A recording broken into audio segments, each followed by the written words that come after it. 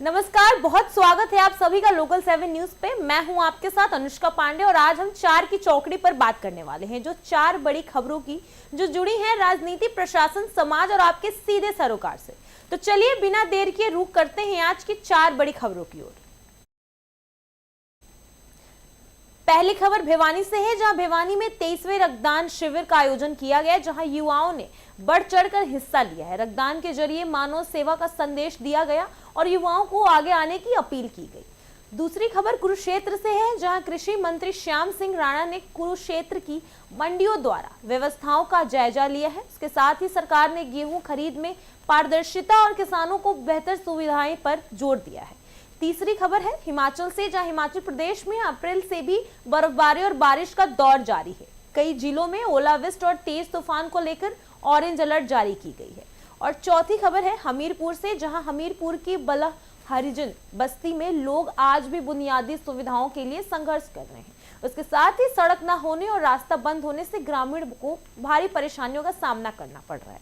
तो चलिए बात करते हैं इन चारों खबरों को विस्तार से। पहली खबर भिवानी से है, जहां भिवानी में 23वां रक्तदान शिविर आयोजित युवा ने बढ़ चढ़कर हिस्सा लिया। जी आपको बता दें, भिवानी से एक प्रेरणादायक खबर सामने आई, जहां रणवीर मनीष वर्मा द्वारा 23वां रक्तदान शिविर आयोजित किया गया। इस शिविर में 23 लोग ने बढ़ चढ़कर हिस्सा लिया और रक्तदान कर मानव सेवा का संदेश दिया। कार्यक्रम के दौरान डॉक्टर रघुवीर शांडल्य ने कहा कि रक्तदान से बड़ा कोई दान नहीं होता। उन्होंने युवाओं से अपील की है कि इस मुहिम से जुड़कर जरूरतमंदों की जान बचाई जा सके और शिविर के मौजूदा लोगों भी रक्तदान और महत्व को समझते हुए इसे नियमित रूप से करने का संकल्प लिया है। इस तरह के आयोजन समाज के लिए जागरूकता बढ़ती है और मानवता के नई दिशा मिलती है।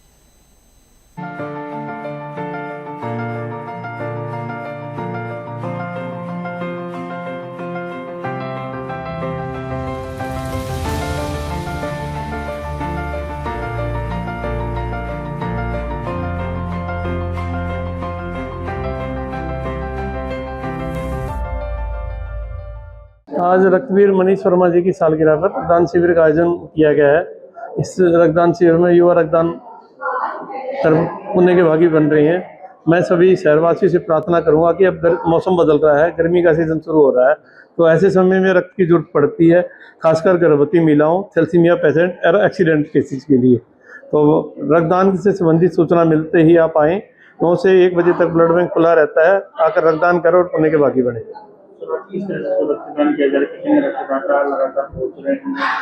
अभी तक 20 के करीब रक्तदाताओं ने रक्तदान कर लिया है, अन्य रक्तदाताओं का आना जारी है। रक्तदान को लेकर के किस से देखते हैं, महादान की किस तरह से लोगों के जीवन बचाने में कारगर। रक्तदान से बड़ा कोई दान नहीं है। एक व्यक्ति के रक्तदान करने से 4 व्यक्तियों की जान बचती है और जो आदमी रक्तदान करता है उसकी टेस्टिंग होती है। अगर उसको कोई दिक्कत होती है तो उसको सूचना दी जाती है, तो एक के साथ साथ 5 आदमियों को इसका फायदा मिलता है। तो मैं तो यही कहूँगा कि रक्तदान करें और अपनी स्वास्थ्य की जांच भी इस बहाने से कराएं और पुण्य के भागी बने। कितने वर्षों से आप रक्तदान की मुहिम को बढ़ा रहे हैं? मैं 1994 से रक्तदान की मुहिम में लगा हुआ हूँ।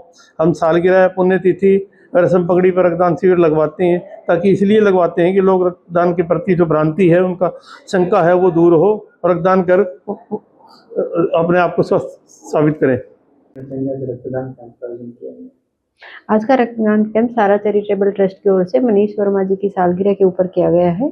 सबसे पहले तो इनको मैं बहुत बहुत बधाई देना चाहूँगी और बाकी लोगों से भी अनुग्रह करती हूँ कि यार अनुरोध पूर्वक कि वो लोग भी आगे ऐसा कोई ओकेजन आए, कोई सालगिरह आती है, कोई जन्मदिन आता है या कोई पुण्यतिथि होती है, तो ये धर्म का काम करने का कष्ट करें। रक्तदान से किस तरह से देख रहे हैं, लोगों की जान बचाई जा रही है, खासकर एक्सीडेंटल गर्भवती महिलाओं की सहयोग करता है। रक्तदान एक बहुत ही नेक काम है। इससे सिर्फ एक्सीडेंटल या गर्भवती महिलाओं के नहीं, जैसे हमारे कैंसर के पेशेंट होते हैं, आज भी हमारे भारत देश में बहुत से एनीमिया के पेशेंट होते हैं, तो इस तरह थैलेसीमिया के बच्चे हैं, बाकी काफ़ी तरह के लोग होते हैं जिनकी हम जान बचाते हैं। एक यूनिट से हम मिनिमम 4 लोगों की जान बचा लेते हैं, क्योंकि उसके हम 4 कंपोनेंट अलग अलग बना लेते हैं। लोगों में धारणाएं हैं रक्तदान करने से कमजोरी आती है, बहुत से लोग इसलिए आगे भी नहीं बढ़ते। नहीं, रक्तदान करने से ऐसा कुछ नहीं होता, ना ही तो आपके शरीर में कमजोरी आती, बल्कि आपकी जो ब्लड को बनने की जो प्रक्रिया होती है वो और तेज हो जाती है। ये आपको काफ़ी बीमारियों से भी बचाता है, जैसे हार्ट अटैक हो गया। रेगुलर आपका चेकअप भी हो जाता है। आप अगर अपना एक यूनिट ब्लड डोनेट करते हो तो आपके सारे टेस्ट, मैक्सिमम जो टेस्ट होते हैं वो हम लगाते हैं उस यूनिट पे, तो आपको एक फ्रीली आपका बॉडी चेकअप भी हो जाता है। अगर कुछ आता है तो हम आपको इन्फॉर्म करते हैं उसके लिए। उम्र में सोचते हैं उससे कब रक्तदान कर सकता है, कितनी उम्र होनी चाहिए, किस तरह से फिट होना चाहिए रक्तदान करने के लिए? रक्तदान करने के लिए मनुष्य को अलग अलग क्राइटेरिया होते हैं। सबसे पहले तो अगर 50 साल के बाद अगर वो ओल्ड एज है तो फर्स्ट टाइम नहीं दे पाएगा। अंडरवेट बंदा नहीं दे पाएगा, जैसे 45 केजी से नीचे ब्लड है तो वो नहीं दे पाएगा। अगर उसको कोई क्रोनिक बीमारी चल रही है, वो मेडिकेशन पे है, या उसकी अभी रिसेंटली कोई सर्जरी हुई है, या रिसेंटली कोई 2-3 दिन से एंटीबायोटिक ले रहा है, या 24 घंटे में अल्कोहल वगैरह लिया है, तो वो भी नहीं दे पाता। इस तरह काफ़ी क्राइटेरिया होते हैं जिसमें वो नहीं दे पाते हैं। तो ऐसे में आम नागरिकों से क्या अपील करना चाहेंगे, इस रक्तदान के महीने किस तरह से बढ़ सकता है, लोगों की जानना चाहिए? मैं आम नागरिकों से यही अपील करना चाहूँगी कि जब वो पूर्णतः स्वस्थ हों तो वो कभी भी आके किसी भी समय आके हमारे यहाँ पे 24 घंटे में 7 वर्किंग रहता है ब्लड बैंक, आके वो लोग अपना ब्लड डोनेट करें। उससे उनका भी स्वास्थ्य ठीक रहेगा और हमारे ज़िले में भी काफ़ी ठीक रहेगा शरीर। क्या नाम है? सॉरी, मेरा नाम डॉक्टर हर्ष कुमार।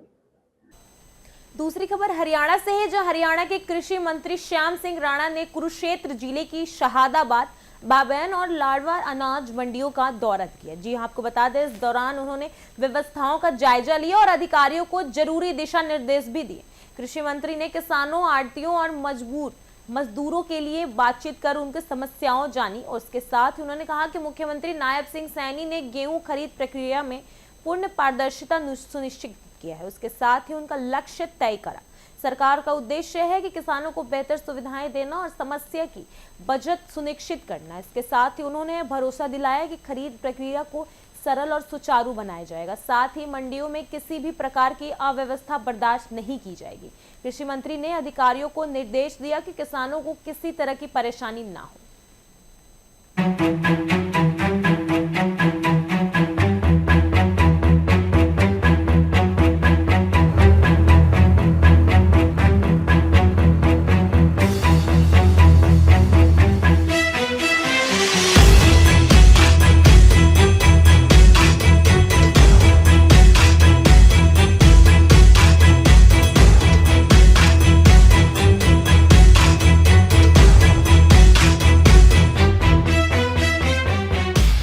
गेहूं खरीद सीजन में परेशानी ना आए। देखिए, मंडी में हमें रबी का सीजन चालू हो रहा है 1 अप्रैल से पर्चे चालू हो रही है और सरकार ने सारे प्रबंध कर रखे। तो जो पोर्टल पे वेरिफिकेशन की जो जानकारी लेने के लिए हम सारी मंडियों में जा रहे हैं। मुख्यमंत्री जी ने कहा भाई सारे विधायक अपने अपने मंडियों में जरूर जाओ। मंडियों में किसान की, आड़ती की कोई सरकारी तौर से कोई दिक्कत आए तो उसको सुन के उसको दूर कराओ। कोई बारदाने की कमी हो, कोई पोर्टल वेरिफिकेशन की कमी हो, तो ये सारी चीजों को देखते हुए हम जहां भी गए तकरीबन सारी जगह काम ठीक है, कोई दिक्कत नहीं है। मौसम तो परमात्मा के हाथ में है। बिल्कुल। और वो बाकी जो सरकार के जो हाथ में है वो सारा किसान के साथ है। मंत्री, जिस तरह से सीजन जोर पकड़ता है तो उठान की दिक्कत आ जाती है, मंडी जो है कट्टों से हट जाती है। उठान के लिए जरूरी है, उठान के लिए तो इस बार सरकार चौकस है, टेंडर हो गया। और मैं समझूंगा अभी हमारे जो यहाँ के एसडीएम साहब हैं, डीसी साहब हैं, वो इसकी गौर करेंगे। और डिपार्टमेंट वाला जो परचेज कर रहा है जो एजेंसी, वो एजेंसी उठाने की भी प्रयास करें, उसको लगातार उठवाए। तो किसानों के लिए जैसे कि 12% नमी तय की है, अपील भी करें 12% नमी तक ही वो गेहूँ ले। देखिए, कोई भी चीज है देखो सूख के रखी जाती है। जब हम गोदाम में स्टोर में रखेंगे तो उसका चेक करके उसकी नमी ना हो, खराब ना हो अनाज, क्योंकि अनाज तो 6 महीने में पैदा होता है। ये इसको सामना भी एक जरूरी है और वो सुखा के ही रखा जाता है। मैं समझता हूँ कि वैसे सूखा ही आता है। शुरू में 1-2 दिन की बात है, थोड़ा मौसम नरम सा है ये, नहीं तो गेहूं के सीजन में कोई दिक्कत नहीं आती। जैसा कि बायोमेट्रिक सिस्टम शुरू किया गया, इस पर क्या किसानों को दिक्कत तो नहीं है इसे लेकर? बायोमेट्रिक में कुछ भी नहीं है। 10-10 दुकानों पे ये किसका वो कर दिया, सिस्टम कर दिया, और कोई भी कहीं करा सकता है। किसान मंडी में ले आके अब जिस टाइम वो बोली होगी उसी टाइम उसका वो हो जाएगा, साथ साथ कोई दिक्कत नहीं आएगी। कृषि मंत्री श्याम सिंह राणा जी का ये अपने ऑफिस में स्वागत करता हूँ, अभिनंदन करता हूँ। श्याम सिंह जी राणा जी ने आज मेरे ख्याल सारे कम से कम 15 मंडियाँ घूमे हैं और सरकार की जो नियम और नीति के अनुसार हमारे को भी मोटिवेट किया है, हमारे को भी आज चार्ज किया है और हमारे साथ खड़े हैं। हम वादा करते हैं भी किसी किसान को भी नायब सैनी जी की सरकार दिक्कत नहीं आने देंगे और हर एक का एक एक दाना खरीदा जाएगा। बायोमेट्रिक से घबराए ना, कोई पैनिक क्रिएट करता है उससे पैनिक ना क्रिएट कराएं। आप आए, खुल के आए, मंडियों में आए, कोई दिक्कत है। ये ऑफिस राणा जी के निर्देश में ये चल रहा है, 24 घंटे एक्टिव है। तो सब आपकी मांगों को एक ही मिनट में मोहर लगा दी है, जल्द पूरी कर देंगे सभी मांगे। राणा जी इस कार्य के लिए तो हमेशा से फेमस हैं। वो कोई भी मांग होती है, हमारी डिमांड होती है, उसको पूरा करते हैं। मैं धन्यवाद करता हूं माननीय कृषि मंत्री जी का और उनका इस ऑफिस में भी स्वागत करता हूं और शाहबाद हल्के के सभी किसानों की तरफ से, सभी आड़तियों की तरफ से स्वागत है। राणा जी किसी को बजट का मसला है, हमने अभी 72 भरपाई की अपील भी की है और माननीय कृषि मंत्री जी ने 1 मिनट में मान ली है भी जैसे ही बजट आ जाएगा और शाहबाद हल्के में आलू की जो फसल की इस बार दुर्गति हुई है तो ये माननीय कृषि मंत्री जी और नायब सैनी जी इसको पूरा करने का काम करेंगे। ये हमारे को पूरी उम्मीद है पूरी। खबर हिमाचल से। हिमाचल प्रदेश में अप्रैल महीने में ही मौसम का मिजाज सर्दियों जैसा बन गया जी, आपको बता दें, जिससे जनजीवन भी प्रभावित हो रहे हैं। ऊंचाई वाले इलाके में लगातार बर्फबारी जारी है, जबकि मैदानी क्षेत्र में बारिश का दौर देखने को मिल रहा है। लाहौल स्पीति, लोतांग दर्रा, अटल टनल, दारजा, स्पीति वैली, हर जगह ताजा हिमपात दर्ज किए जा रहे हैं। इसके साथ ही बर्फबारी के चलते कई इलाकों में यातायात भी प्रभावित हुई है और लोगों को दिक्कतों का सामना भी करना पड़ रहा है। इस बीच भारतीय मौसम विभाग ने आने वाले दिनों के लिए अलर्ट जारी की है। मौसम विभाग के अनुसार अगले 6 दिनों तक प्रदेश में मौसम खराब बना रहेगा। कांगड़ा, कुल्लू, मंडी और शिमला जिलों में ओलावृष्टि और तेज तूफान को लेकर ऑरेंज अलर्ट जारी की गई है। अन्य जिलों में भी येलो अलर्ट जारी की गई है। उसके साथ ही सतर्क रहने की सलाह दी गई है। प्रशासन ने लोगों को अपील की है कि अनावश्यक यात्रा ना करें और सुरक्षित स्थानों पर बने रहें।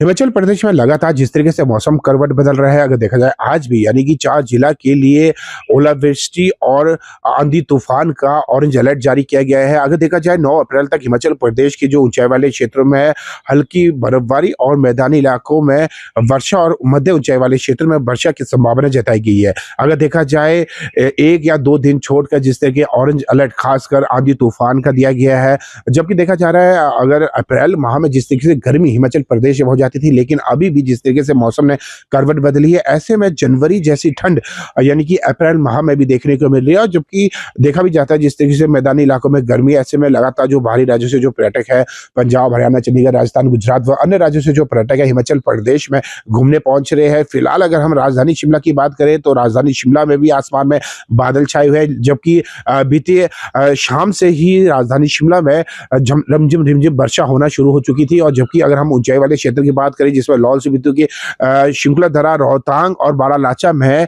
बर्फबारी हुई है।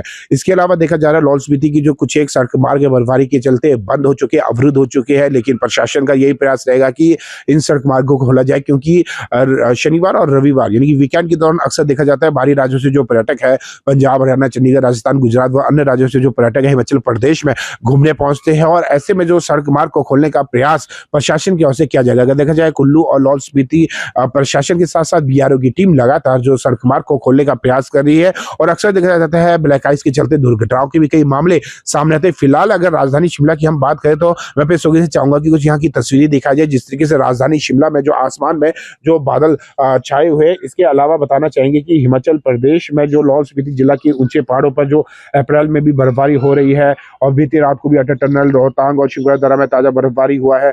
इसके साथ राज्य के अन्य जिलों में बीती रात को जो बारिश हुई है, आईएमडी के अनुसार यानी कि अगले 6 दिन तक बारिश के आसार बने रहेंगे, जबकि कांगड़ा, कुल्लू, मंडी, शिमला जिला में ओलावृष्टि और तूफान का ऑरेंज अलर्ट जारी किया गया, जबकि लाहौल स्पीति और किन्नौर को छोड़कर अन्य सभी जिला के लिए येलो अलर्ट की चेतावनी जारी की गई है। अगर देखा जाए 5 और 6 अप्रैल को 6 जिला में येलो अलर्ट की चेतावनी दी है, जबकि 7 अप्रैल को यानी कि 10 जिला के लिए जो अलर्ट जारी किया गया है। 8 अप्रैल की अगर हम बात करें तो ऑरेंज अलर्ट की चेतावनी दी गई है। अलर्ट ओलावृष्टि और तूफान को लेकर दिया गया है। IMD के अनुसार लोगों को सतर्क और अधिक ऊंचे क्षेत्रों में यात्रा टालने की सलाह दी गई है। विशेषकर अटल टनल, रोहतांग, नॉर्थ पोर्टल क्षेत्र में भूस्खलन के खतरे को देखते हुए प्रशासन ने पर्यटक गतिविधियों पर रोक लगा दी गई है। अगर देखा जाए IMD के अनुसार जो मौसम में बदलाव के बाद ऊंचे पहाड़ों पर जनवरी जैसी ठंड लौट आई है। इसके साथ ही अगर देखा जाए बीते 24 घंटे के दौरान प्रदेश का औसत अधिकतम तापमान भी सामान्य से 4.6 डिग्री कम हुआ है और इसके बाद जो प्रदेश का औसत अधिकतम तापमान भी सामान्य से 2.6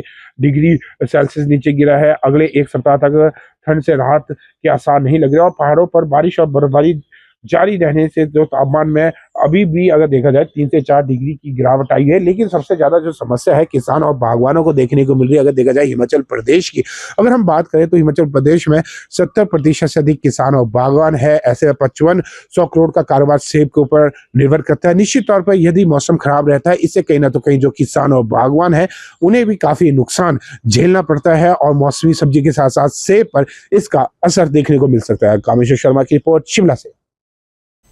खबर हमीरपुर से है, जहां हमीरपुर जिले के भोरंज उपमंडल की ग्राम पंचायत नदन की बला हरिजन बस्ती आज भी बुनियादी सुविधाओं के लिए तरस रही है। जी आपको बता दें, बस्ती के लोग नारकीय जीवन जाने के लिए मजबूर हैं क्योंकि यहां तक पहुंचने के लिए कोई पक्का रास्ता नहीं बनाया गया है। ग्रामीणों का आरोप है कि उन्होंने अपनी जमीनें देने के बावजूद भी सड़क का निर्माण अधूरा छोड़ दिया गया है। बताया जा रहा है कि रास्ते के बीच कई अवरुद्ध कर दिए गए हैं जिससे आवाजाही पूरी तरह प्रभावित हो रही है। इस कारण के लिए कई मकानों को भी नुकसान पहुंच रहा है और लोगों को भारी दिक्कतों का सामना भी करना पड़ रहा है। ग्रामीण कई बार प्रशासन के दबाव पर दोबारा गुहार लगा रही है लेकिन कोई भी ठोस समाधान नहीं मिल रहा है। लोगों का कहना है कि उनके साथ ही मितभाव और भेदभाव की जा रही है, उनकी अनदेखी की जा रही है और अब ग्रामीणों को प्रशासन से जल्द रास्ता बहाल करने की मांग की गई है।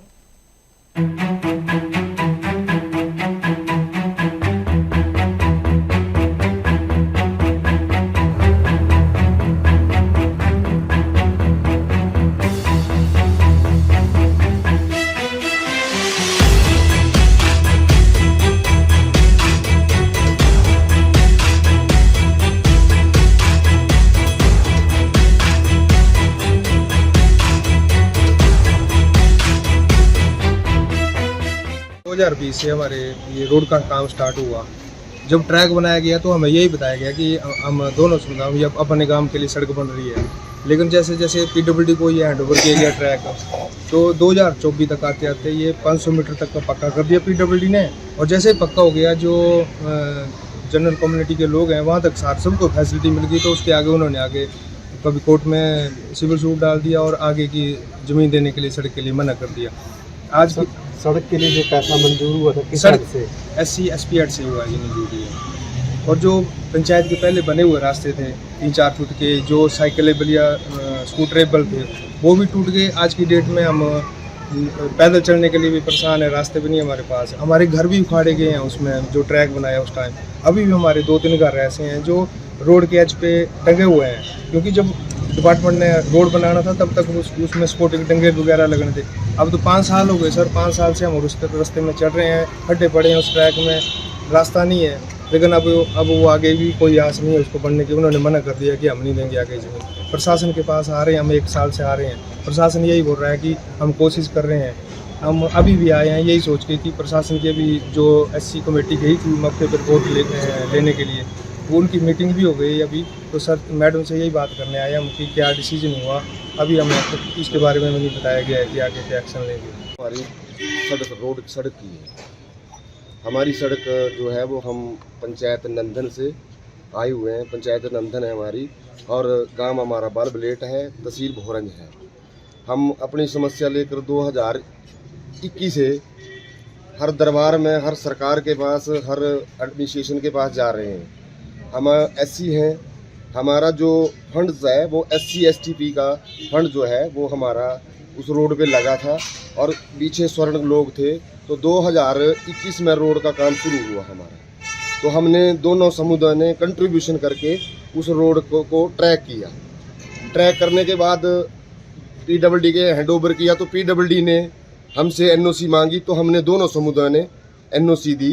एनओसी देने के बाद हमारे साथ पीडब्ल्यूडी ने भी और प्रशासन ने भी धोखा किया, क्योंकि वो रोड जो था वो स्वर्णों तक ही मतलब पक्का भी कर दिया गया, टायरिंग कर दी गई, डंगे लगा दिए गए, और जो हमारा SC ST का जो हम बेनिफिशरी थे उनके लिए बिल्कुल भी नहीं मतलब फ़ायदा दिया गया, और 24 तक में पक्का कर दिया गया सारा रोड।